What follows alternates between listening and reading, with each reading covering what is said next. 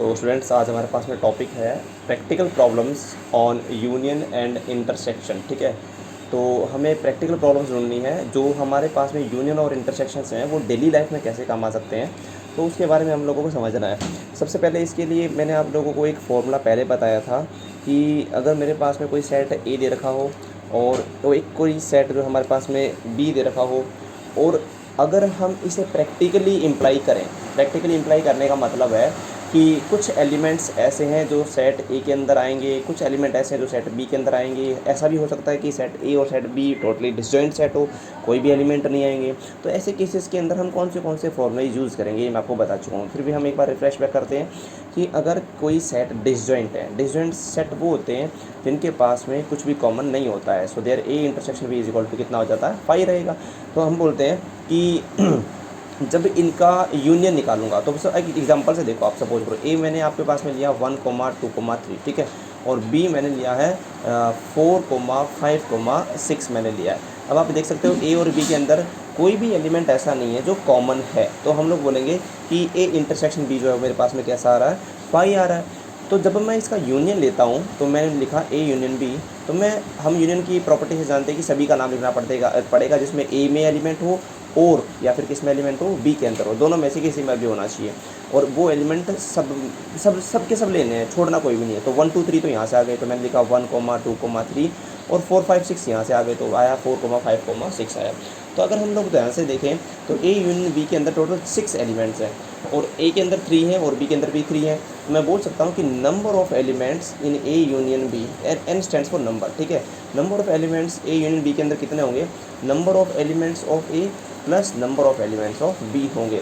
लेकिन केस जो है वो आप लोगों को ध्यान रखना है, जो स्पेसिफिक प्रॉपर्टी वो एक ये ऐसे केस के अंदर कुछ भी इंटरसेक्शन में कुछ भी नहीं आता है, ठीक है, कॉमन कुछ भी नहीं है, इस वजह से ऐसा हो रहा है, ठीक है। और अगर आपके पास में कोई कॉमन एलिमेंट आता है, सपोज करो मैंने यहाँ पर लिख दिया 3, 4, 5, 6, ठीक है, बी में आपको दिख रहा होगा, ये बी वाले सेट के अंदर मैंने नया एलिमेंट डाला 3, तो इसमें 3 कॉमन आ रहा है, 3 कॉमन आ रहा है। तो अगर हम एक बार टोटल एलिमेंट गिने तो 1 2 3 4 5 6 7 होने चाहिए थे, बट क्योंकि हमने बोला कि एक एलिमेंट कभी भी 2 बार नहीं लिखा जाता है, तो मैं इसको 1 2 3 4 5 6 ऐसे बोलूँगा, ठीक है। तो हम इसको कैसे लिख सकते हैं कि जब मैं ए यूनियन बी करूँगा तो ए यूनियन बी के अंदर यही आएगा, देखो 1 2 3 4 5 6 ये तो आएगा, लेकिन ये थ्योरी काम नहीं आएगी फिर मेरे पास में, क्योंकि number of elements in A 3 है और number of elements in B 4 है, तो इस हिसाब से तो टोटल 7 एलिमेंट्स होने चाहिए थे। लेकिन हमने क्या किया है कि कॉमन वाले को हटा दिया है, जो कॉमन वाला था उसको डिलीट किया गया है। इसलिए फॉर्मूले का थोड़ा सा मॉडिफिकेशन करना पड़ेगा कि number of elements in A union B is equal to number of elements of a set plus number of elements of another set, and those which are common to both of them those have to be subtracted। इसलिए हमने यहाँ पे लिखा number of A intersection B को हमने minus कर दिया गया है, ठीक है। ये फॉर्मूला कुछ ऐसे आया था। अब बात करते हैं, हमारे पास में एक थर्ड फॉर्मूला है। थर्ड फॉर्मूला जो है वो 3 सेट्स के लिए एप्लीकेबल होता है। इसी का जनरलाइजेशन है कि अगर number of elements of A union B union C निकालेंगे तो बहुत इजी फॉर्मूला है, आप लोग इजीली याद रख सकते हो। Number of elements of A plus number of elements of B plus number of elements of C minus जो कॉमन वाले आ रहे हैं 2 के अंदर, ठीक है, क्योंकि इसमें पेयर भी बनेगा। जो 2 में कॉमन आ रहे हैं उनको तो आप लोगों को सब्ट्रैक्ट करना है, इसलिए मैंने लिखा ए इंटरसेक्शन सी। और ऐसा भी हो सकता है कि एक ऐसा एलिमेंट हो जो ए में भी आ रहा हो, बी में भी आ रहा हो, सी में भी आ रहा हो, तो वो एलिमेंट क्योंकि डिलीट हो चुका होगा, एक से ज़्यादा बार डिलीट हो चुका होगा, इसलिए हम लोगों को उसको वापस से क्या करना है, ऐड करना है, जो A intersection B intersection C में क्या आ रहा है, कॉमन आ रहा है, ठीक है। अब इसके बारे में कुछ प्रैक्टिकल प्रॉब्लम्स पढ़ते हैं। प्रैक्टिकल प्रॉब्लम्स के लिए आपके पास में एक्सरसाइज दी गई है, उस एक्सरसाइज के कुछ क्वेश्चंस हैं जिसके अंदर अगर एक्सरसाइज 1.6 को देखें तो जो 1 to 4 क्वेश्चंस हैं या 5 क्वेश्चंस हैं वो बड़े इजी से हैं, ठीक है। सपोज मैं आपको 5th क्वेश्चन करके दिखाता हूँ। आपके यहाँ पे बोला गया है if X and Y are 2 sets such that X has 40 elements. तो मैं क्या करूँगा, देखूँगा number of elements in X is equal to कितना हो गया, 40। एक्स यूनियन वाई है 60 एलिमेंट्स, तो कॉमा लगा ले लिख सकते हैं एक्स यूनियन वाई के अंदर नंबर ऑफ एलिमेंट्स कितने मेरे पास में, 60 इधर का। एंड एक्स इंटरसेक्शन वाई, और एक्स इंटरसेक्शन वाई के अंदर जो है, ये थोड़ा इंटरसेक्शन का साइन थोड़ा ध्यान से बना लेना आप लोग, मैं थोड़ा वापस बना देता हूँ इसको। इंटरसेक्शन के अंदर आपके पास में दिया गया है एक्स इंटरसेक्शन ऑफ वाई के अंदर नंबर ऑफ एलिमेंट्स आपको दे रखे हैं 10 एलिमेंट्स। तो कितने एलिमेंट्स हैं, 10। Find how many elements does Y है, तो आपको ये बताना है कि y के अंदर कितने एलिमेंट्स हैं, y नाम के सेट के अंदर कितने नंबर ऑफ एलिमेंट्स मौजूद होंगे। देखो बड़ा सिंपल सा फॉर्मूला है, ठीक है। मैंने बोला जब दो सेट्स के अंदर कुछ कॉमन आता हो तो हम लोग फॉर्मूला लगाते हैं कि number of elements in x union y is equal to number of elements of x plus number of elements of y minus जो कॉमन वाले होते हैं उनको हम लोग हटा देते हैं, ऐसा करते हैं।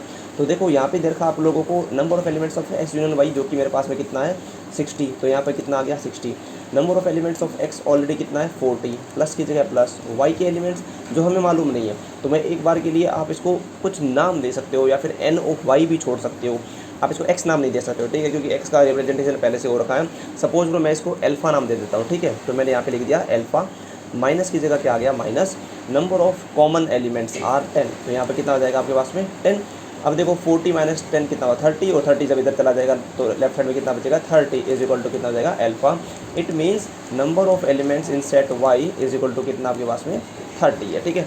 ये सेकंड वाले फॉर्मूले का इंप्लीमेंटेशन था और बहुत ही आसान था, बड़ी इजीली आप लोग ऐसे करके क्वेश्चन को कर सकते हो, ठीक है। अब बात करते हैं क्वेश्चन नंबर 7 की जो कि इंपॉर्टेंट क्वेश्चन है। क्वेश्चन नंबर 7 बोलता है in a group of 65 people 40 like cricket, तो number of peoples liking cricket मेरे पास में कितना है 40 है।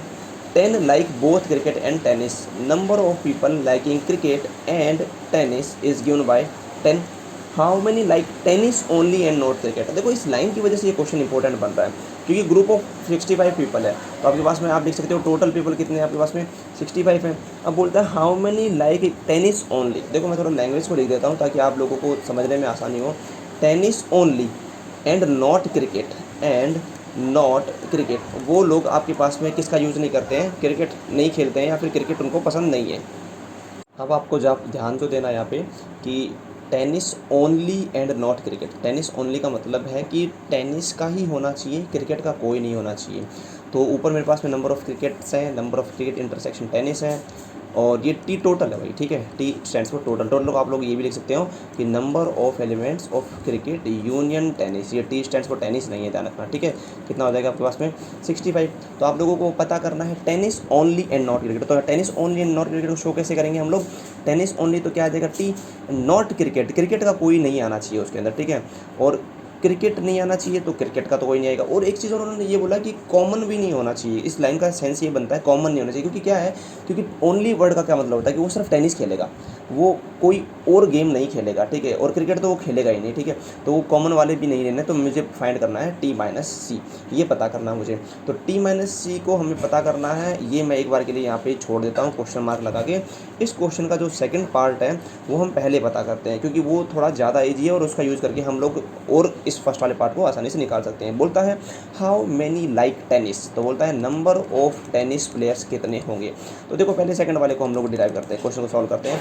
हमको पता है कि number of students of having cricket and tennis is equal to number of cricket playing plus number of tennis playing minus those who are common to both the sports। ये हमारे पास में थ्योरी है हमारे पास में, तो हम लोग डालेंगे क्रिकेट यूनियन टेनिस। अब क्रिकेट यूनियन टेनिस तो हम लोगों को टोटल दे रखा कितना 65 दे रखा है, यहाँ से क्रिकेट ओनली कितना दे रखा आपके पास में 40 दे रखा है। टेनिस आप लोगों को अभी पता नहीं है, तो मैंने इसको नंबर ऑफ़ टेनिस लिख के छोड़ देना है, minus number of cricket intersection tennis कितना है 10 है, तो उसको भी हम लोगों ने यहाँ पे क्या कर दिया छोड़ दिया। 40 माइनस 10 30, और 30 जब इधर जाएगा तो आपके पास मिलेगा 35, तो you will get 35 is equal to number of T. इसका मतलब हो गया दो स्टूडेंट्स या फिर दो पर्सन हु प्ले टेनिस, जो लोग टेनिस खेल रहे हैं वो आपके पास में 35 लोग ऐसे हैं जो क्या खेल रहे हैं टेनिस खेल रहे हैं। अब ये मेरे पास में एक इंपॉर्टेंट आस्पेक्ट है, तो मैं इसको हाईलाइट कर लेता हूँ, ठीक है। अब ये बात आती है इसकी टी माइनस सी की।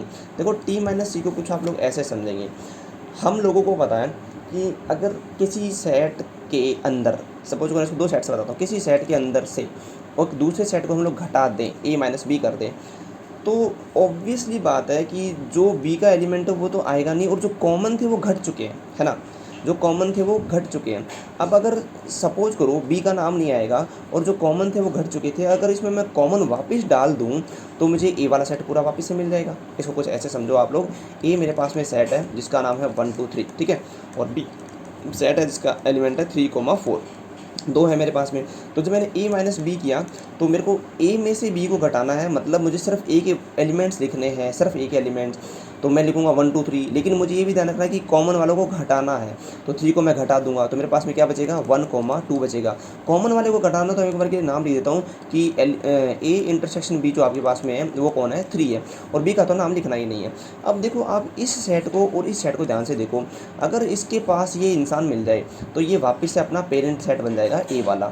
तो थ्योरी ये कहती है कि अगर आपके पास में ए माइनस बी के अंदर है ना, ए माइनस बी नाम का सेट है, उसके अंदर अगर मैं ए इंटरसेक्शन बी के एलिमेंट्स को जोड़ दूं तो आपको वापस से कौन सा वाला सेट मिल जाएगा, ए वाला सेट मिल जाएगा। तो मैं इसको थोड़ा सा लैंग्वेज के अंदर लिख देता हूँ कि number of elements of set in A minus B के साथ में जब number of elements of A intersection B को ऐड किया जाएगा तो आपको मिलेगा number of elements of A. इसी को मैं थोड़ा हाईलाइट कर देता हूँ और दोबारा भी हम लोग लिख सकते हैं। ये देखो मैं हाईलाइट कर रहा हूँ ताकि ये फॉर्मूला आप लोगों को याद रहे, क्योंकि ये बहुत इंपॉर्टेंट है और बहुत काम का है। इसी को मैं आपको दोबारा लिख के दिखाता हूँ। अगर मैंने लिख दिया number of elements of B minus A, तो देखो ए माइनस बी था, तो यहाँ पे मुझे इंटरसेक्शन कॉमन लेने के बाद में पेरेंट सेट मिलेगा जो कि माइनस से पहले है, ठीक है। तो इसी प्रकार एन ऑफ बी माइनस ए करेंगे और जब उसके अंदर कॉमन एलिमेंट्स को डाल देंगे तो मुझे राइट हैंड साइड में क्या मिलेगा, number of elements of set B मिलेगा, ठीक है। ये थ्योरी मैं यहाँ पे लगाता हूँ ये टी माइनस सी के ऊपर, क्योंकि देखो टी माइनस सी आप देख सकते हैं ये रहा मेरे पास में टी माइनस सी, क्योंकि मेरे पास टी माइनस सी का और कोई फॉर्मूला था नहीं। और ध्यान दे यहाँ पे कि यहाँ पे intersection of T intersection C जो मेरे पास में ऑलरेडी है, और number of the elements of that set which comes just before the minus that is T in case of this T minus C, वो मेरे पास में ऑलरेडी पड़ा है। तो मैं थोड़ा सा इसको रीराइट कर देता हूँ, अच्छे से समझेंगे कि number of elements of T minus C plus number of elements of T intersection C is equal to number of elements of T. अब इसको पढ़ के देखते हैं कि जो बंदे टेनिस ओनली खेलेंगे और क्रिकेट नहीं खेलेंगे वो मैंने यहाँ पे लिख दिए, ठीक है। जो दोनों के दोनों खेलेंगे वो अगर उसको जोड़ दिया जाए तो नंबर ऑफ टेनिस प्लेइंग मुझे सारे के सारे मिल जाते हैं, ठीक है, मिल सकते हैं। अब मैं इसके अंदर जो हमारी वैल्यूज़ है वो पुट कर देता हूँ। देखो नंबर ऑफ टी माइनस सी जो मुझे पता करना है और जो मेरे पास में फाइनल आंसर देगा, plus number of T intersection C, T और सी का जो हमारे पास में इंटरसेक्शन है जो कि मेरे को ऊपर दिया गया था। मैं थोड़ा सा ऊपर चलता हूँ, देखो ये रहा टी इंटरसेक्शन सी या सी इंटरसेक्शन टी, कुछ भी बोलो, इसका वैल्यू कितना मेरे पास में 10। ये वैल्यू मैं वहाँ पे पुट कर दूंगा तो मैं लिखूंगा यहाँ पे plus 10 is equal to number of tennis playing only. अब देखो टेनिस प्लेइंग कितने हैं, ये रहा, जस्ट थोड़ी देर पहले निकाला था टेनिस प्लेइंग, इसलिए बोला था इसको पहले निकाल लेते हैं, ठीक है। तो मेरे को मिला यहाँ पे मिला 35, इसको मैं उधर भेज दूंगा तो मेरे को कितना मिलेगा 25। It means number of students playing tennis only but not cricket is equal to कितना हो गया 25, जो कि बहुत ही आसानी से आप समझ